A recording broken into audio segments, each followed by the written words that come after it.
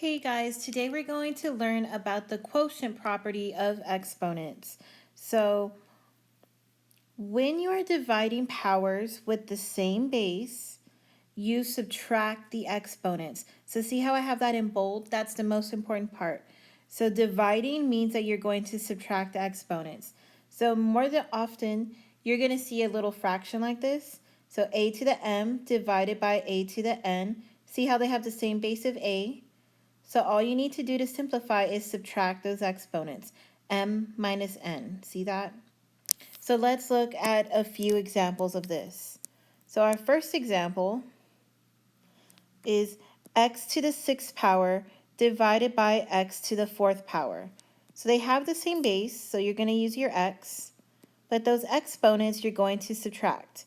6 minus 4. And when you do that, you get x to the 2nd power. Let's look at the next one.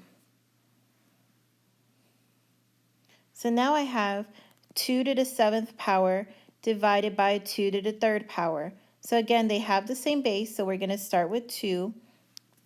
But then we're going to subtract those exponents.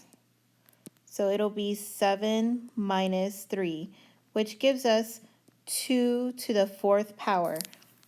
Because this is a number, we can simplify this further.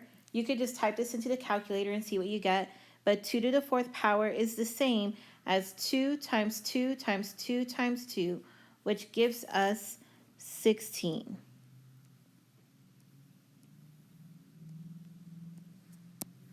Okay, our next problem, we have 3 to the 4th power divided by 3. So they have the same base, so I know I'm going to start off with a 3.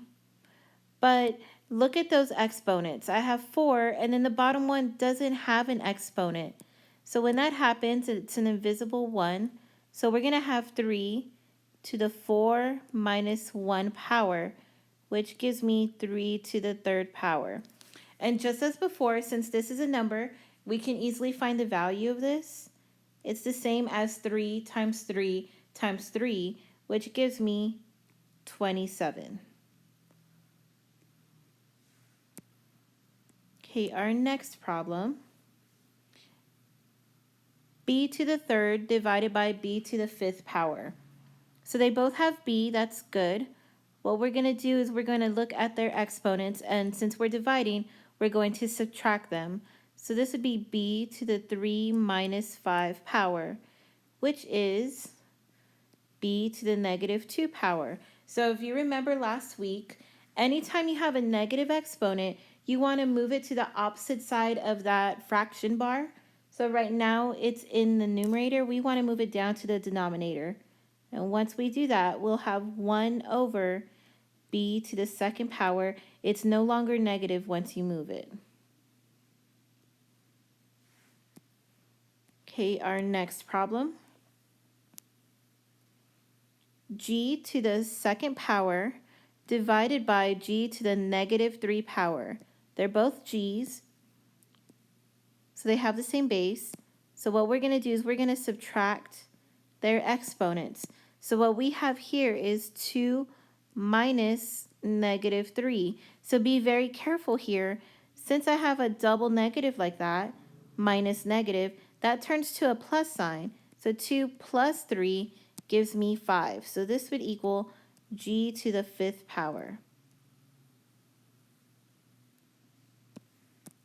Okay, our next problem.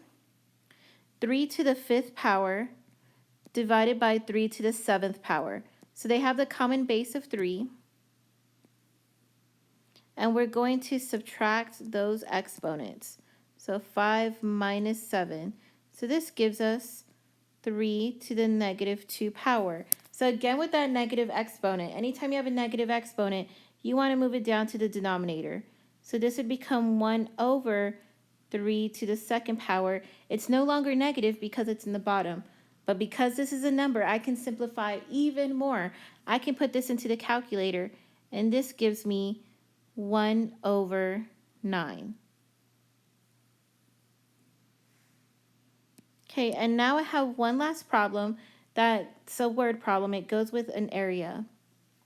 So it tells us the area of a rectangle is m to the 8 square inches.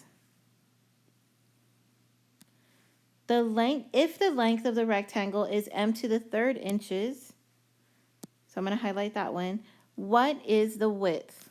So think of it this way, guys. Here's my rectangle. The area of that rectangle is m to the 8. And then they tell us that the length, so this long one right here, that is m to the 3rd. But now they want us to figure out how wide is this rectangle.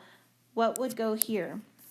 So remember the formula for a rectangle, area equals length times width.